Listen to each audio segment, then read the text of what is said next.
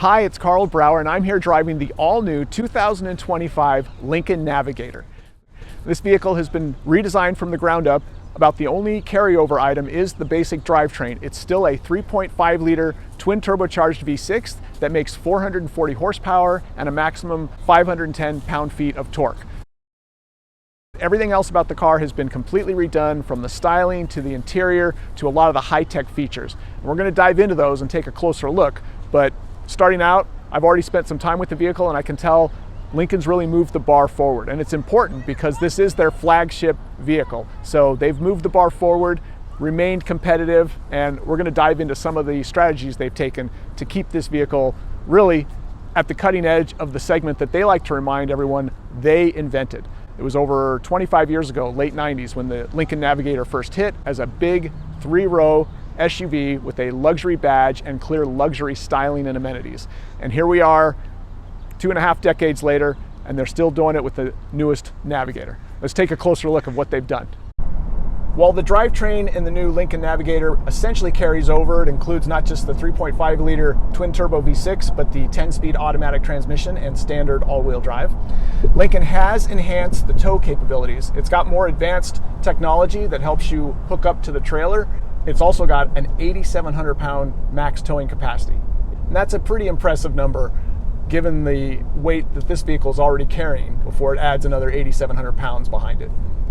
There's a lot of expected standard technology on a vehicle like this that costs, well, starting at $100,000, such as wireless Apple CarPlay and Android Auto. But you are getting some pretty cutting-edge technology like Blue Cruise, where as long as I watch the road, the car will essentially drive for me for extended periods of time. Right now we're on the 78 freeway, not a particularly mainstream freeway in America, and yet its technology is working on this particular pathway. So Lincoln is trying to expand Blue Cruise's capabilities and coverage, and they appear to be doing that. I know when I first used the system like a year or two ago, it had a fairly limited use case, and it also didn't seem to work very well in terms of needing to re-grab the wheel, even though nothing seemed to change in the exterior. Now it's consistently driving for me. The few minutes I've been in the car already, I've not had to grab the wheel essentially, and it's maintained proper control. Lincoln also says that they have improved its lane positioning. If you're going by a big truck, it'll kind of scoot away from that truck to make you feel more comfortable. And it does now have lane change initiation that you can start by simply pressing the turn signal stock, and it will change a lane like it just did with no further involvement by me. So it's a pretty advanced system. I think my only complaint about this system is that when it does want you to grab the wheel, it can't tell if you're grabbing the wheel until you throw some resistance into the steering wheel. And sometimes you have to actually prove you've got the wheel by turning the wheel a little bit. That's not the capacitive touch technology that a lot of other systems are using now, where just simply putting your hand around the steering wheel rim assures the car that you're touching and controlling it. So I'd like to see Lincoln eventually move to that technology. I'm sure it's expensive, and they've probably invested in this level of technology and they don't want to change. Probably the biggest news for the newest Navigator is this 48-inch wide panoramic display that essentially sweeps the entire dashboard right at the base of the windshield. And you hear 48 inches and you think it's going to be hugely distracting, but I've seen a similar approach with Hyundai in recent years, and it really does work well to have ginormous screens that are essentially long, low rectangles, because you can now gaze at the big display when you need to, and it doesn't really distract you when you don't want to look at it and you want to concentrate on the road. This is probably the biggest one I've driven yet in terms of the span of the display, and it again isn't really distracting me. And yet when I want to look down and see tire pressure or outside temperature or what media is playing or how fast I'm going or how well Blue Cruise is working, it's all very easy to access visually. And of course I can reconfigure this thing. It's very easy to reconfigure what kind of information is up here. So it's a pretty cool technological advance that I think we're going to start seeing in a lot more cars. We've been seeing these kind of growing wider and wider displays from Mercedes and Hyundai, and we're going to keep seeing more of it because they've kind of finally figured out how to balance large displays with non-distraction, and it works really well in this vehicle. Conversely, if you want to control all these systems or slide things up and reconfigure the layout, you've got to use a 11.1 inch touchscreen down here in the center.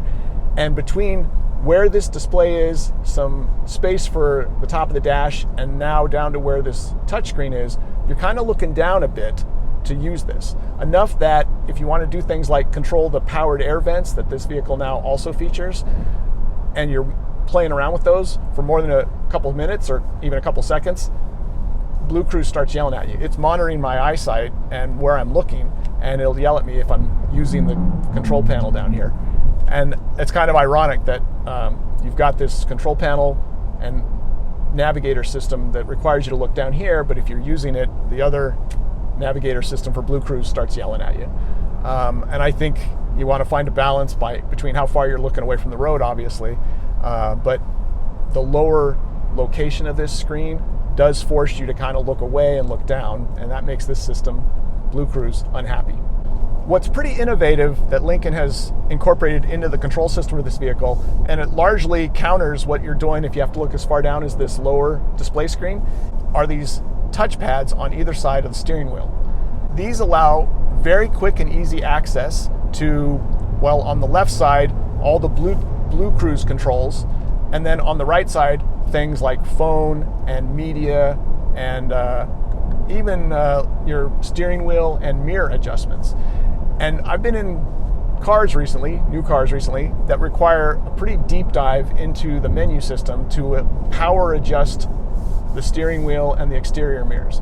And the idea that, like, well, you do that once and you never have to do that again, that's a misnomer, okay? We all know that maybe you change your seating position because you've gotten uncomfortable. Maybe someone else in your household has the gall to want to drive your car and they don't sit exactly where you do.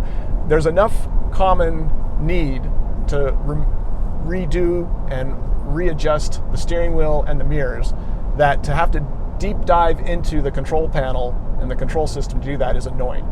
And you don't have to do that in this Lincoln Navigator. You can do it with this touchpad. It's very easy. It's even got a little light up here that reminds you how to jump into the system and make all those adjustments. And there's Blue Cruise yelling at me again because I'm either looking at you or I'm looking down at the touchpad here. But that's a great system. I am impressed. And normally, remember Lexus had a touchpad for several years and nobody liked it. But that was down here, talk about looking away from the road, and it just wasn't intuitive.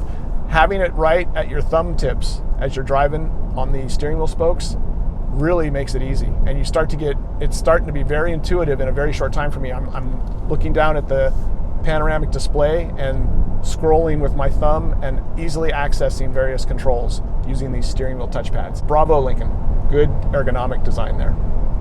Beyond all the visual and control technology in the new Navigator, Lincoln also went after this very connected feel. And it's got a Google-based infotainment system. And if you have a Google profile, like an email and a set of contacts and addresses and navigation places that you go to, if you sign into your Google account in the Navigator, all that's pulled in.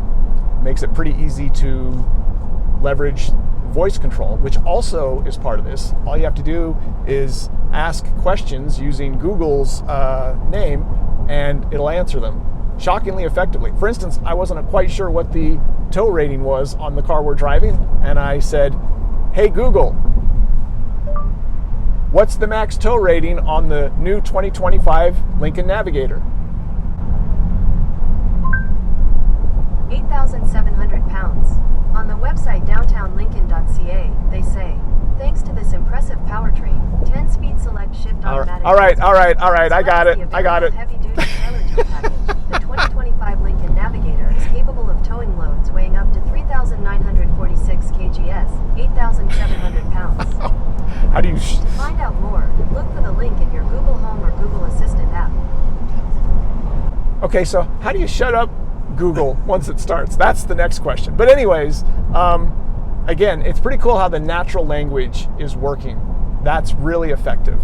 And you can also do basic things like control your seat heaters or the climate, even the massage. There's crazy things you can do with just your voice control, which maybe is the counter again to things like having such a kind of complex and lower control panel down here if you're hardly ever having to use it, at least for basic controls. Another connected element of this system is all of your apps for things like Amazon Prime or YouTube TV. All those entertainment apps can also be pulled in, and you can even watch them on this panoramic display when the car's in park. The luxury amenities in this vehicle are quite impressive. The front seats have heating, cooling, and massage, and so do the second row seats, which is pretty crazy. And now the third row seats have heating as well in this vehicle. So Lincoln is really working on expanding the luxury experience throughout the up to 8 passenger cabin. You've also got the new split rear gate that I've played around with enough to realize has a lot of functionality. You can open the top half and the bottom half stays shut, so things that might roll out or fall out don't.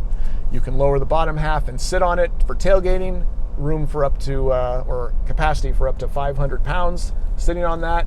And there's even this plastic integrated table seat back combo that you can rotate all around and use for a seat back or a table, depending on what you're doing at that moment. A very advanced design, and you can configure that split tailgate to do whatever you want. If it defaults to opening both, you can switch it to default to only opening the top. So more customizable, high-tech luxury all combined into one feature that not that long ago you would have never seen that level of flexibility and or capability. In a world where it seems like you can't have too many trim levels, Lincoln's keeping the new Navigator pretty streamlined, at least so far. All you really have are Reserve, Black Label, and Black Label Special Edition, which happens to be the one we're riding in right now. The base wheel size, just as an example of how things shift between these trim levels, is 22 inches. That's the base Navigator Reserve wheel size. And you can option the Reserve up with almost all of the things you get on a Black Label. But if you get a Black Label, the wheel size automatically goes to 24. And when you get the Special Edition, like we're driving in now, you get all the exterior enhancements and really every single feature that this vehicle can possibly have. You're also probably going to pay around $120,000 because that's the price range. It's between about $100,000 and $120,000 for the new Lincoln Navigator. So choose wisely, but it's pretty impossible not to have something very luxurious feeling, even that base Reserve model, whether it's the 22-inch wheels or the level of seat comfort, between 25 and 30 different seat controls on the driver's seat, depending on which version of the seat and what trim level you get. When you're driving on a twisty road like this, even though you're in a Lincoln Navigator, you may want to have a little less body roll or even a little more engine roar as you come out of corners. And there are multiple driving modes that this vehicle offers. It ranges from, well, Excite, which we happen to be in right now, to Conserve, to Slippery, to, actually, believe it or not, Deep Conditions, and Slow Climb. And not sure what was driving all those names, and if you thought about them too much, you might maybe figure it out. But I'm just going to tell you what the names of those different driving modes are and let you decide what you think. So there you have it, the new 2025 Lincoln Navigator. Now, this vehicle is not inexpensive, just like everything today. It starts at over $100,000 and go up to about $120,000 if you go all in on a Black Label with all the tech and luxury features that it comes with. But you are getting really a somewhat unique vehicle in this category. Lincoln wants these Navigators to emphasize the brand's overall kind of philosophy, and that is luxury first. I am grateful because I feel like for way too long, American luxury brands tried to make European luxury cars, and I was wishing they'd go back to making American luxury cars. Lincoln has started doing that for the last few years, and this one reflects it, the new Navigator. It's an extremely refined, luxurious, high-quality car with a very luxurious and plush interior and a lot of advanced technology to try to make your life easier. And of course, you've got things like the Rejuvenate and the calming effect that this car is trying to imbue in its passengers. It's a big move forward, but it's an important vehicle, and they've invested the time and energy to really figure out how to keep the Navigator where it needed to be, which is really at the cutting edge of the large 3-row luxury SUV segment.